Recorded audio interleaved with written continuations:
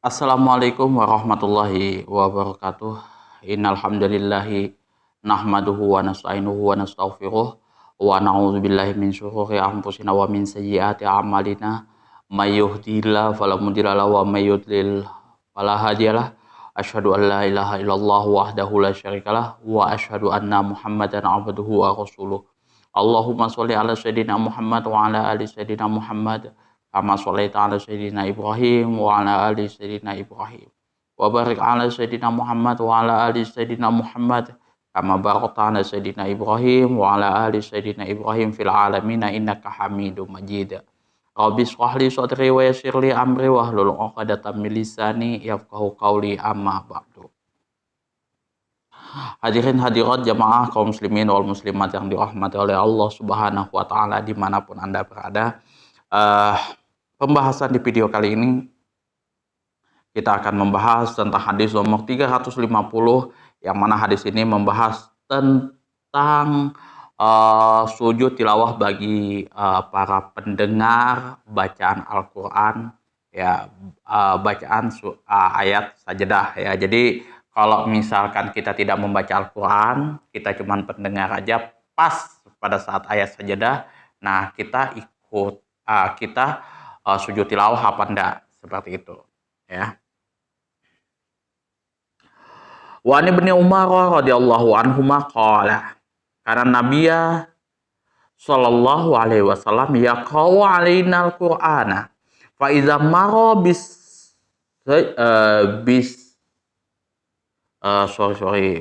fa iza mara bis sajdati kabbara wa sajadna ma'ahu. Rawahu Abu Dawud bisanadin fihi linun. Wa an Ibnu Umar radhiyallahu anhuma qala, dari Abdullah bin Umar radhiyallahu anhuma, semoga Allah meridhoi atas keduanya, yaitu Umar bin Khattab dan Abdullah bin Umar. Qala, telah bersabda, kanan Nabiya, sesungguhnya kanan Nabiya sallallahu alaihi wasallam, Nabi sallallahu alaihi wasallam yaqra'u alainal Qur'ana, yang mana beliau itu membacakan kepada kami Al-Qur'an.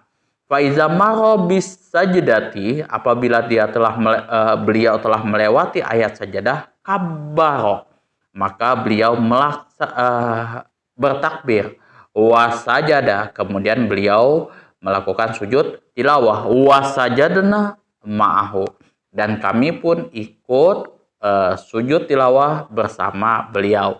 Hadis ini diriwayatkan oleh Imam Abu Dawud bisanadin fihi linun, yang mana hadis ini sanadnya itu terdapat kedhaifan ya. Seperti itu. Jadi Rasulullah Shallallahu Alaihi Wasallam membacakan kepada sahabatnya tadi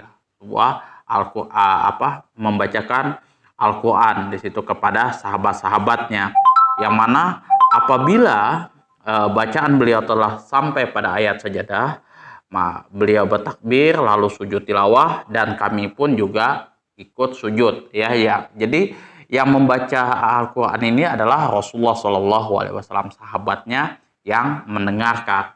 Nah, ketika Rasulullah sujud, maka sahabatnya juga ikut sujud, seperti itu. Nah, kemudian kita lihat makna keseluruhan daripada hadis ini. Al-Quran semuanya mengandung berkah dan rahmat. Orang yang membacanya diberi pahala, dan juga orang yang mendengarkannya mendapatkan limpahan rahmat karena meresapi makna dan ikut serta dalam kebajikan. Maka penasyri yang bijaksana mensunahkan ya, di sini pentasyri di sini yaitu Rasulullah Shallallahu Alaihi Wasallam ya, menyunahkan pendengar untuk ikut melakukan sujud tilawah ya, mengikuti jejak pembacanya. Sebab si pembaca ini tadi, pembaca Al-Quran tadi, kedudukannya sama dengan imam dalam sholat ya. Jadi ya kalau misalkan si pembaca Al-Quran tersebut sujud, Nah, maka kita sunnah untuk sujud ikut bersama dengan si pembaca tadi. Jadi kedudukan si pembaca ini sama dengan imam sholat. Tapi kalau misal si pembaca tidak sujud, maka ya kita nggak usah sujud seperti itu. Sujud tilawah mengandung takbir iftitah, ya. Takbir iftitah itu ya kurang lebih dengan takbiratul ihram, ya, di pembukaan. Hal ini telah disepakati oleh semua ulama. Juga mengandung takbir intiqal. Nah, takbir intiqal ini takbir pemisah antara sujud pertama dan sujud kedua, seperti itu. Dan takbir intiqal ini masih diperselisihkan, ya, serta takbir mengangkat tubuh, ya. Tetapi apakah orang yang bersangkutan harus membaca tasyahud dan salam karena dikiaskan kepada tahlil dan tahrim atau selesai begitu saja? Masalahnya ini juga masih diperselisihkan oleh ulama, seperti itu. Apakah dia mesti harus tasyahud, salam, dikiaskan dengan tahlil dan tahrim, atau cuman selesai begitu saja? Ini masih diperselisihkan, ya. Itu. Kemudian analisis lafadznya. Yaqra'u alaina al-Qur'ana, Rasulullah Shallallahu alaihi wasallam membacakan kepada kami Al-Qur'an untuk mengajarkan kepada kami hukum-hukum, ya, yaitu yang mengandung tentang janji dan ancaman Allah Subhanahu wa taala, serta berita mengenai umat terdahulu dan cara membaca Al-Qur'an. Jadi yang namanya zikir, ya, nah itu umum, ya, luas sekali, tidak cuma subhanallah subhanallah alhamdulillah itu masuk zikir, tapi zikir ini luas, ya. Sholat itu masuk zikir, kemudian zikir-zikir di situ ada puasa, haji dan lain sebagainya, itu juga masuk dalam zikir, ya, termasuk juga membaca Al-Quran dan hadis, itu juga zikir. Nah, majelis zikir itu ya bukan cuman majelis zikir yang hu seperti itu, enggak, ya. Majelis zikir itu ya majelis yang mengajarkan kepada situ cara membaca Al-Quran, hadis, syariat-syariat agama Islam dan ini, seperti itu, ya. Jadi kalau misal ada kayak majelis zikir yang itu saya wallahu alam, saya awam masih dalam hukum di situ, tapi kalau saya enggak melakukan seperti itu karena Rasulullah Shallallahu alaihi wasallam tidak mengajarkan kepada kita zikir dengan apa ya, dengan gerakan-gerakan yang seperti itu, yang ya dia naik turun kayak gitu, ya, seperti itu, ya. Karena gerakan-gerakan apapun itu yang berkenaan dengan syariat agama Islam itu wajib ada dalilnya, seperti itu, ya. Bukan zikirnya. Kalau zikirnya itu semua ulama sudah menetapkan, ya, itu ada yang wajib dan sunnah, ya, sesuai dengan tempat-tempatnya di mana. Zikirnya tidak ada masalah, bukan bid'ah, tapi cara kita berzikir, nah itu yang khilaf ulama, ya. Kayak misalkan seperti itu. Nah, itu ulama itu ya mungkin ustaz-ustaz juga banyak yang berbeda pendapat kayak gitu kan. Ya kalau misal ulama berbeda pendapat, ngapain kita mengerjakan seperti itu? Lebih baik kita mencari zikir-zikir yang memang sudah disepakati oleh para ulama, ya. Kayak misal contoh zikir setelah sholat, kemudian apalagi zikir-zikir kayak misalkan subhanallah, kemudian alhamdulillah, kemudian subhanallah, alhamdulillah, kemudian Allahu Akbar. Nah, itu kan zikir yang simple, ringan dibaca, tapi berat pahalanya. Itu juga. Kenapa nggak yang itu saja kayak gitu kan? Kenapa harus yang hu seperti itu? Tuh kan. Kemudian juga saya yang lihat di video itu juga ada imamnya juga di situ. Kayak gitu, dia ngikuti imamnya. Ya, saya wallahu alam sudah kalau kayak gitu ya. Itu kalau nggak salah di dalam kitab Al-Imam Syatibi itu sudah, itu ada pembahasannya tersendiri itu bid'ahnya yang seperti apa.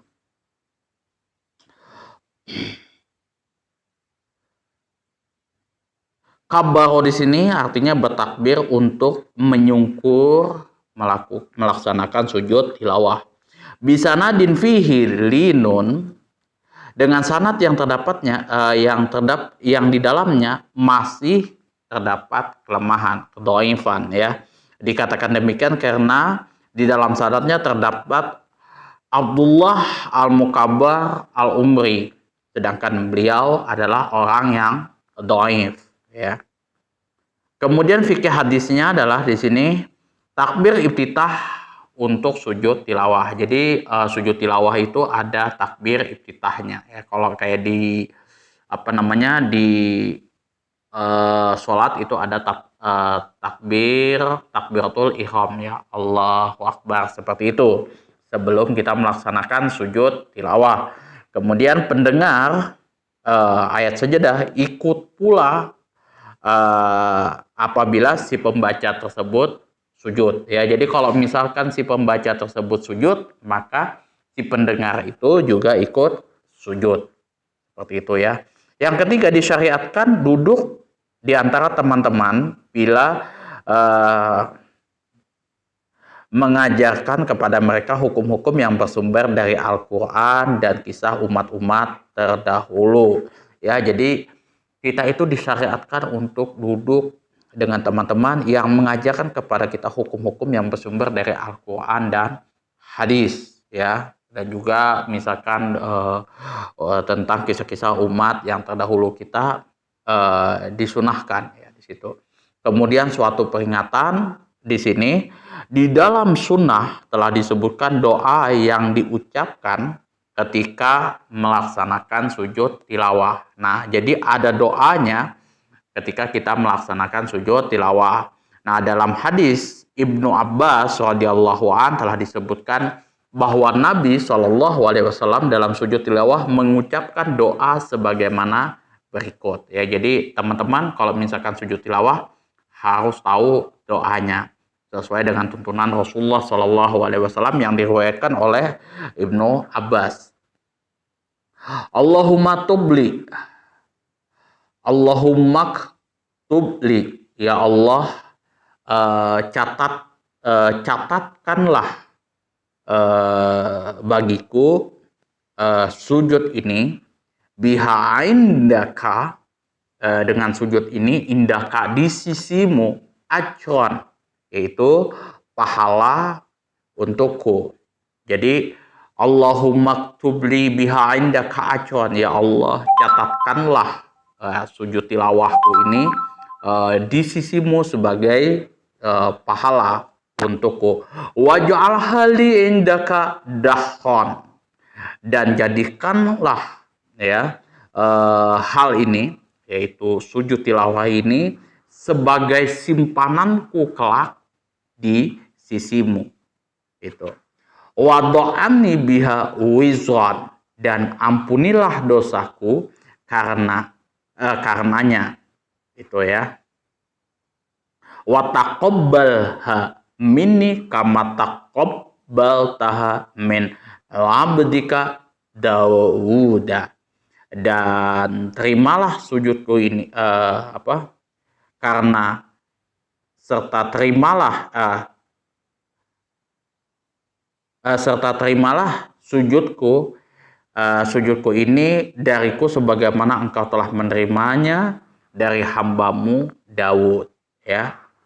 Itu artinya Allahumma ktubli biha indaka ajran waja'al hali indaka dahon wa do'ani biha wizran wa taqabbalha minni kama taqabbaltaha min abdika Dawuda. Itu ini adalah doa ketika kita melaksanakan sujud tilawah, ya sujud tilawah yang saya amalkan ya sesuai dengan apa yang disunahkan daripada Rasulullah Shallallahu Alaihi Wasallam. Kalau yang lain saya belum tahu lagi ya, belum ketemu hadisnya seperti itu. Bukan karena saya hafal hadis, enggak, gitu ya. Cuman ya memang saya terbatas kayak gitu kan, terbatas kemampuan saya masih apa ya, kalau dalam ilmu hadis itu masih terbata-bata, masih apa ya, terseok-seok kayak gitu. Saya hanya menyampaikan apa yang saya tahu ya. Kalau misalkan teman-teman pingin yang lebih detail lagi, belajar sama ustadz-ustadz yang lebih fakih, yang lebih apa ya, uh, yang lebih pas di bidangnya. Kalau misalkan hadis, Ustadz Adi Hidayat, ada Ustadz Abdul Somad, dan beberapa ustadz-ustadz yang lain yang memang menguasai bidang hadis. Kalau misalkan ya sebagaimana biasa juga, begitu pula juga bidang-bidang yang lain, fikih, Al-Quran, tafsir, dan lain sebagainya. Tuh ya. Kemudian juga saya mohon maaf apabila penyampaian saya di pada saat menyampaikan kitab Bulughul Maram dan kitab-kitab yang lain terdapat kesalahan, kemudian juga terselip kata, mungkin di situ saya mohon maaf. Kemudian juga ada kata-kata saya yang menyinggung hati teman-teman semuanya, ya tidak berkenan di hati semuanya, teman-teman semuanya. Saya juga memohon maaf, saya hanya bisa menyampaikan hukum sesuai dengan apa yang ada di dalam kitab-kitab yang saya pelajari. Tidak ada niatan saya untuk apa ya, menjas teman-teman kayak gitu ya, ini pasti masuk neraka, ini pasti masuk surga, dan lain sebagainya. Meskipun saya menetapkan bahwa ini bid'ah, ini tidak, itu hanya berdasarkan apa yang saya tahu, itu ya, berdasarkan disiplin ilmu yang saya pelajari ya, sebatas yang saya bisa lakukan seperti itu ya. Apa, kalau mungkin ada teman-teman yang lebih alim lagi daripada saya, silahkan teman-teman bisa koreksi, kemudian kritikan, saran, dan juga pertanyaan teman-teman bisa atur di kolom komentar ya. Nanti saya bisa angkat itu di YouTube channel saya ya, perbedaan-perbedaan seperti itu ya. Kalau misalkan kayak kunut ya kan, ada yang bid'ah, ada yang sunnah, dan lain sebagainya, itu saya angkat semuanya secara adil. Saya tidak pernah menyebut bahwasanya yang kunut itu bid'ah, dolalah gitu kan, dan lain sebagainya. Saya nggak pernah. Kalau bid'ah berdasarkan pandangan ulama seperti apa, kemudian yang sunnah berdasarkan ulama yang mana yang mengatakan seperti itu. Itu saja yang dapat saya sampaikan. Kurang dan lebihnya wabillahi taufiq wal hidayah. Wassalamualaikum warahmatullahi wabarakatuh.